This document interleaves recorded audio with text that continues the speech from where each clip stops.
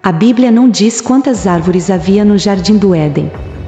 Embora o texto bíblico destaque duas árvores específicas, a árvore da vida e a árvore do conhecimento do bem e do mal, ele não fornece um número exato de quantas árvores havia no total.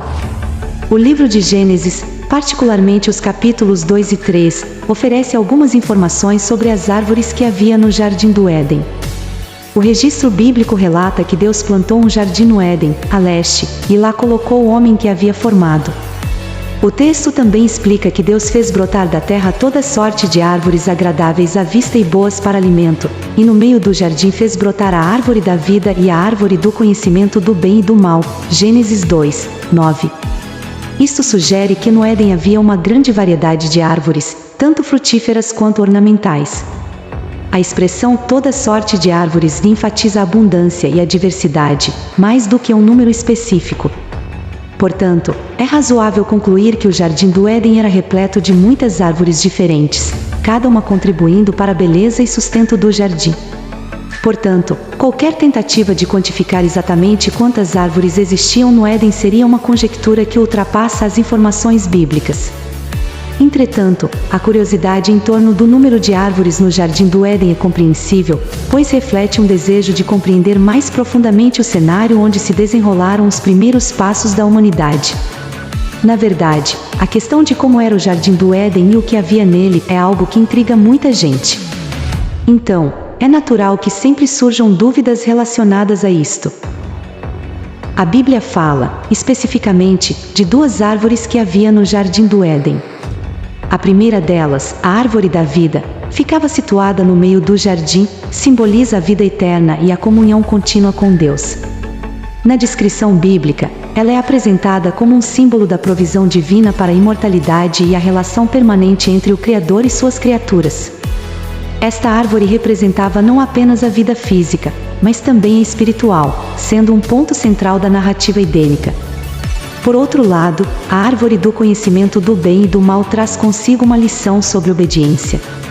Esta árvore era uma prova da obediência do homem a Deus, representando uma escolha entre seguir a vontade divina ou desobedecer ao Senhor numa busca pela autonomia de conhecer as coisas à parte de Deus. A ingestão do fruto da árvore do conhecimento do bem e do mal foi o ponto de inflexão que levou à queda do homem e à perda da pureza original.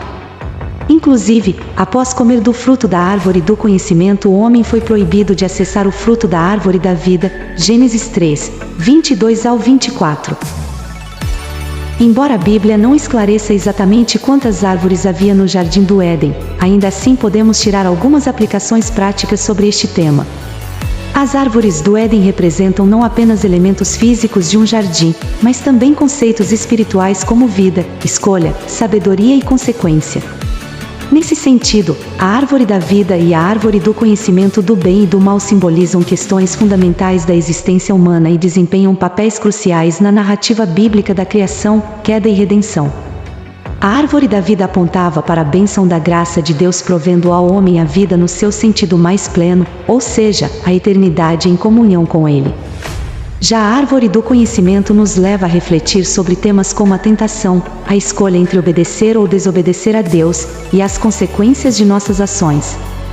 Além disso, a informação bíblica de que Deus plantou um jardim onde havia uma abundância de todo tipo de árvore agradável à vista e boa para alimento, indica que o Senhor providenciou tudo o que era necessário para que o homem pudesse viver confortavelmente sem que nada lhe faltasse. Com exceção da árvore do conhecimento, o homem tinha permissão para comer do fruto de todas as outras árvores, especialmente da árvore da vida. Portanto, aquele ambiente era perfeito e não havia nenhum motivo para que o homem desacreditasse da palavra de Deus. Mesmo assim, o homem escolheu trocar a abundância pela escassez, a obediência pela desobediência, a perfeição original pelo pecado, a comunhão pela inimizade, a vida pela morte. Isso nos convida a considerar nossa própria relação com Deus e com as escolhas morais que enfrentamos diariamente.